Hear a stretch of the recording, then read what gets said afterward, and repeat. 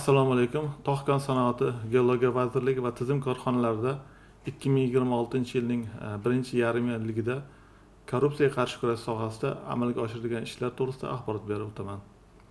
2026-yilning birinchi yarim yilligida sohada korrupsiyaning oldini olish, ochiqlik va shaffoflikni ta'minlash hamda boshqaruv jarayonlarini raqamlashtirish ustuvor vazifalaridan biri bo'ldi. Bu borada tasdiqlangan chora-tadbirlar dasturi asosida tizimli ishlar amalga oshirilib, korrupsiya xavflarini barvaqt aniqlash va ularni bartaraf etish mexanizmlarini yanada takomillashtirildi. Joriy yil uchun vazirlikda tasdiqlangan korrupsiyaga qarshi kurash dasturida nazarda tutilgan 35 ta vazifalar belgilangan muddatlarda bajarildi. Ochiqlik va jamoatchilikni xabardor qilish ishlariga ham alohida e'tibor qaratildi. Ommaviy axborot vositalari va rasmiy axborot resurslari orqali sohaga oid 470 dan ortiq materiallar e'lon qilindi.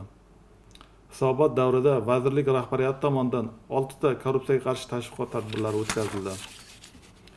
Soha xodimlarining huquqiy madaniyatini yuksaltirish, korrupsiyaga nisbatan murosasiz munosabatni shakllantirish maqsadida 230 dan ortiq tushuntirish profilaktik tadbirlari amalga oshirildi. Shuningdek, 4 ta videorolik va 3 ta targ'ibot materiallari tayyorlanib, keng jamoatchilikka taqdim etildi. Korrupsiya xavflarini baholash doirasida vazirlik va tizim tashkilotlaridagi 2654 ta funksiyalar tahlil qilindi. Natijada 311 ta yuqori, 523 ta o'rta va 1818 ta past darajadagi korrupsiyagen xavflar aniqlandi va ularni bartaraf etish bo'yicha kompleks chora-tadbir dasturi tasdiqlandi. Uning ijrosi bo'yicha tegishli chora-tadbirlar amalga oshirilmoqda. Xususan, korrupsiyaga qarshi kurash sohasida tartib-qoidalarni tatbiq etish hamda korrupsiyagen omillarni cheklashga qaratilgan 3 ta ichki me'yoriy hujjatlar ishlab chiqildi. Xodimlarning korrupsiyaga qarshi kurash sohasida bilim va ko'nikmalarni oshirish maqsadida Bosh prokuratura, Hisob palatasi, Ichki ishlar vazirligi akademiyasi mas'ul xodimlari ishtirokida maxsus o'quv treninglar tashkil etildi. Vazirlik va tizim korxonalarida korrupsiyaga qarshi taomillarning samaradorligini tahlil qilish maqsadida 20 dan ortiq monitoring tadbirlari amalga oshirildi. Manfaatlar to'qnashuvining oldini olish maqsadida boshqaruv xodimlari tomonidan taqdim etilgan deklaratsiyalar tahlil qilinganda 26 ta holat o'z vaqtida aniqlandi va bartaraf etildi. Bunda boshqa lavozimga o'tkazish, bo'ysunuv tartibini o'zgartirish, tadbirkorlik subyektlaridagi rahbarlik lavozimlari yoki ulushlardan voz kechish kabi choralar qo'llanildi. Tizimda xaridlar sohasida 1683 ta kontragentlar o'rganildi. Tavakkalchilik omillarini barvaqt aniqlash hisobiga 14,5 milliard so'm samarasiz ishlatish oldi olindi. Sohaga malakali kadrlarni tanlash, inson resurslari bilan ishlash jarayonida 3777 nafar nomzodlar o'rganildi.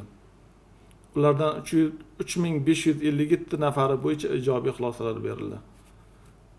Vazirlik va tizim tashkilotlarida qonunchilik talablariga rioya etilishini ta'minlash doirasida hisobot davrida 112 ta xizmat tekshiruvlari o'tkazildi. Ular natijasida aniqlangan qonun buzilish holatlari bo'yicha 62 nafar xodimlarga nisbatan intizomiy jazo qo'llanildi. 21 nafar xodim bilan tuzilgan mehnat shartnomalari bekor qilindi. 56 ta hujjatlarga esa qonuniy baho berish uchun huquqni muhofaza qilish organlariga yuborildi. Sohada korrupsiya holatlari haqida tezkor axborot olish uchun joriy etilgan 5 ta aloqa kanallari faoliyati jamoatchilik orasida keng targ'ib qilindi. Joriy yilda ular orqali kelib tushgan 24 ta murojaatlar o'z vaqtida ko'rib chiqilib, tegishli tarzda javob berilishi ta'minlandi. Hisobot davrida vazirlikning korrupsiyaga qarshi kurash sohasida ishlar ham munosib e'tirof etildi. Xususan 6-Toshkent Aksil korrupsiya forumi doirasida vazirlikning compliance nazorat tizimi samarali joriy etgan tashkilotlar sifatida maxsus mukofot bilan taqdirlandi. Vazirlik hamda Oliy Majlis Senatining sud huquq masalalari va korrupsiyaga qarshi kurash qo'mitasi o'rtasida hamkorlik memorandumi imzolandi. Ushbu hujjat konchilik va geologiya sohasidagi korrupsiya holatlarini barvaqt aniqlash, bartaraf etish, ochiqlik va shaffoflikni ta'minlash bo'yicha hamda sohada parlament nazoratini ilmiy uslubiy jihatdan ta'minlashga xizmat qilmoqda.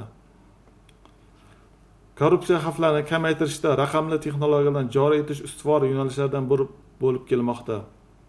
Xususan, vazirlik va O'zinfocom hamkorligida ishlab chiqilgan geomonitoring axborot tizimi yer qa'ridan foydalanish va uni o'rganish jarayonlarini raqamlashtirish, inson omilini qisqartirish hamda nazorat samaradorligini oshirish imkonini bermoqda. Ayni paytda yer qa'ri nazorat axborot tizimi ishlab chiqilmoqda. Ushbu platforma yer qa'ridan foydalanish bilan bog'liq nazorat tadbirlari bo'yicha rasmiylashtiriladigan hujjatlar aylanmasi, qabul qilinayotgan qarorlar, ularning ijrosi va yetkazilgan zararlarning qoplanishini yagona elektron muhitda kuzatish imkonini yaratadi. Yilning ikkinchi yarmida korrupsiyani oldini olishga qaratilgan profilaktik ishlarni yanada kuchaytirish, sohani raqamlashtirishni izchil davom ettirish, ochiq va shaffof boshqaruv mexanizmlarini takomillashtirish hamda compliance tizimini xalqaro standartlar asosida yanada rivojlantirish ustuvor vazifalardan biri bo'lib qoladi. E'tiboringiz uchun katta rahmat.